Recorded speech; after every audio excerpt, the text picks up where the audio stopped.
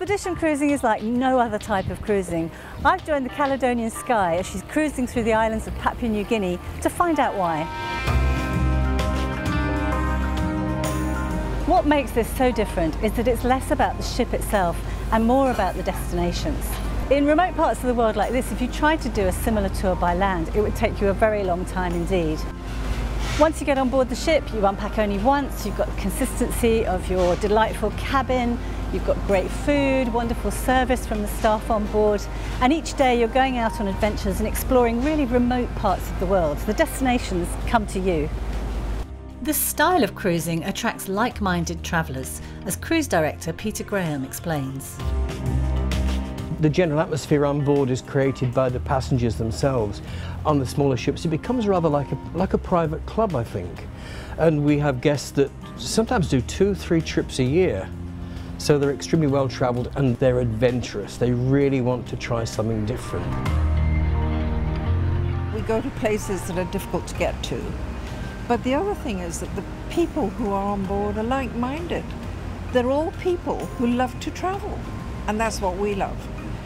Carrying a maximum of 114 passengers, Caledonian Sky is ranked as a small ship, but offers surprisingly spacious accommodation. Indoor and outdoor dining areas, comfortable public lounges, and there's even a beauty salon and small gym.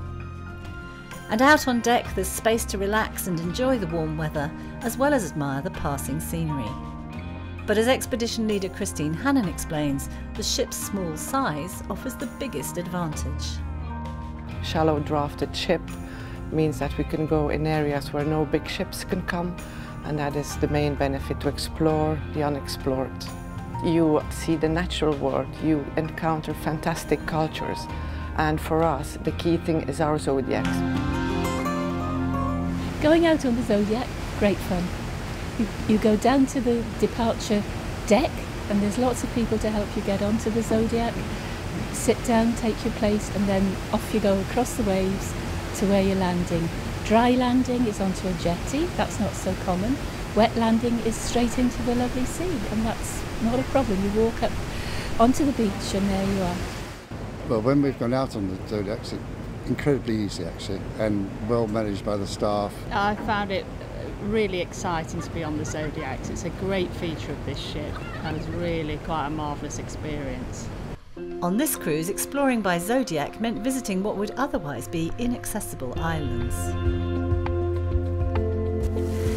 Every island has something unique to offer. This is Ferguson Island, and we've walked about half an hour through the rainforest from where we got off on the Zodiacs and discovered these amazing hot springs, a reminder of the volcanic origins of these islands. Back on board, experiences on land are enhanced and expanded upon by lectures from the expedition team and guest specialists. I really do appreciate lecturers who know what they're talking about and can fill you in on the local, in this case, anthropological aspects, and we also have the naturalists and the birdman, because even though you bring your guidebooks with you and you read them, they don't give you the real insight and the depth that we've been getting from our lecturers, so that's a very strong feature. You do tend to find on expedition cruising that most people come for the experience to relax and do not want to be entertained by bingo or dancing girls or casinos. They're very happy to listen to the lectures, experience the landings and just enjoy the ship as a whole. We like the experience of offbeat places and going ashore in the Zodiacs. It's different every time, and that's what we want. We don't want routine. We want to see the people, the places, and that's what we get on this ship. You really do get the best of both worlds here. During the day, you go ashore exploring, safe in the hands of the expedition team. You're in a group, but the numbers are small enough that everyone can kind of do their own thing. If you want to go off bird watching, for example, snorkeling, or perhaps just have a little look around the islands. And then after a day ashore, you return to the security blanket of the ship, knowing that you've got your luxury cabin, delicious food, and like-minded company to look forward to. When it comes to visiting remote parts of the world in style, this type of cruising really is hard to beat. There's just one word of warning: Speaking to the passengers on here, they're extremely well travelled.